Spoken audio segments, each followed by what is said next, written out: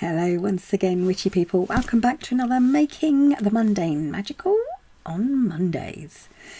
Or any day of the week that you choose to. I just publish them on a Monday. Anyway, so this week, the idea for this one came about because I was taking a drive up to my mum-in-law's. I don't drive, my husband was driving. And that kind of is significant for what I'm about to explain.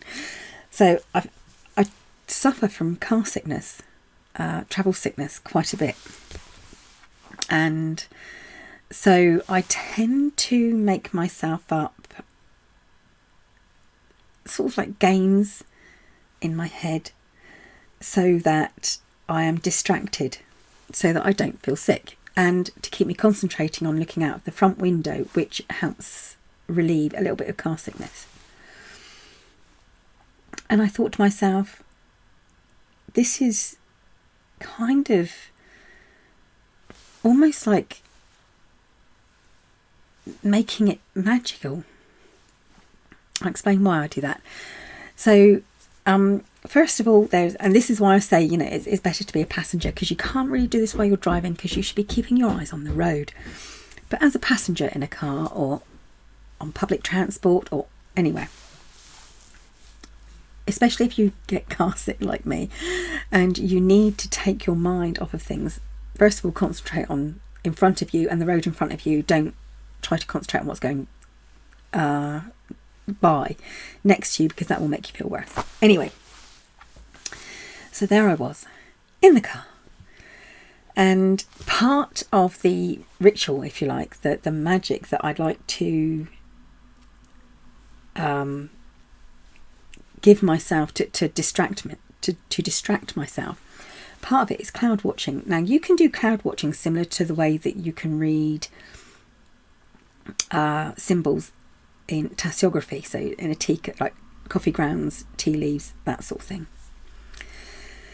And it is very much, if you have clouds, that is. I don't go so much by, I say tasseography is very much a personal thing, I think, and it's something that's passed down through traditions and families quite often. And the way that you interpret the symbols that you see is very much how you're taught by friends or family, but it's also very much how you feel about. So you could see something and it's how that thing makes you feel, and it's the same with cloud watching. So you can see shapes in clouds and symbols in clouds, and you interpret that how. I mean, you could do it if you sat on a bench, fair enough. You could just be sat on a bench in a park somewhere and do that, and that's, out for a walk, as long as you're not anywhere where you don't have to keep an eye on roads and such like, or keep an eye on children and dogs, like when I take the dog out for a walk. Anyway, so that's one thing you can do whilst you're sat in the car or on public transport, and make it that bit more magical. You can start reading the clouds.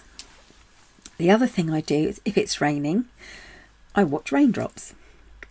And that also, especially if the wind's blowing and it starts to move the raindrops around, and they sometimes pool and puddle into shapes. Once again, you can read those shapes as symbols and pictures and figure out what that means. Another thing you can do whilst you're in the car is notice the numbers that become, and this brings numerology into it to a certain degree, numbers that are most important. First of all, you think about where you're going to or where you're coming from, and think about how you want to feel about where you're going, where you're coming from, and what might be waiting for you, or the impact you've made on people. And what you do is you start looking at prevalent numbers. So if you tend to notice, say, the number 2 on a number plate an awful lot, well, that's a prevalent number.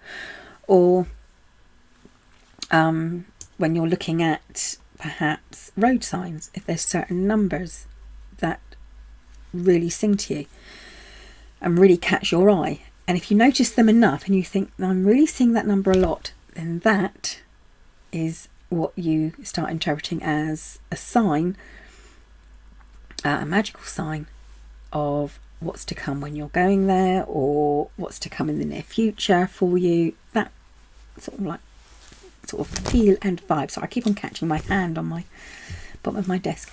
Anyway, the other thing that I like to do is I watch out for birds and which way they're flying, what kind of birds they are and which direction they're flying in. A lot of people like to read things like that as well. If you are going through a more busy area, a lot of the areas that I drive through, or I am driven through because I don't drive, tend to be quite rural areas, so the predominant colour would be green. But if I was in a more busy area, I would notice other colours. What other colours are really standing out to me? And we're not talking about road signs necessarily, or nature, because I mean, like most road signs, like on the motorway in England, are going to be blue. But you look at things like maybe shop awnings and shop signs and posters, what people are wearing and what colour is popping out to you most. What colour are you noticing the most?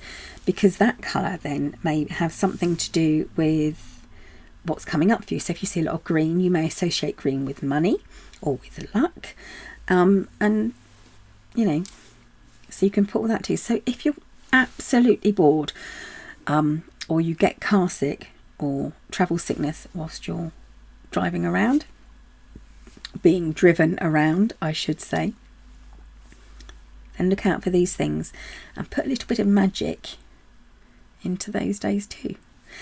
There you go. That's it. I kind of hope that made sense. As always, I hope it did. Thank you for watching, witchy people. I'll be back very soon. Bye for now.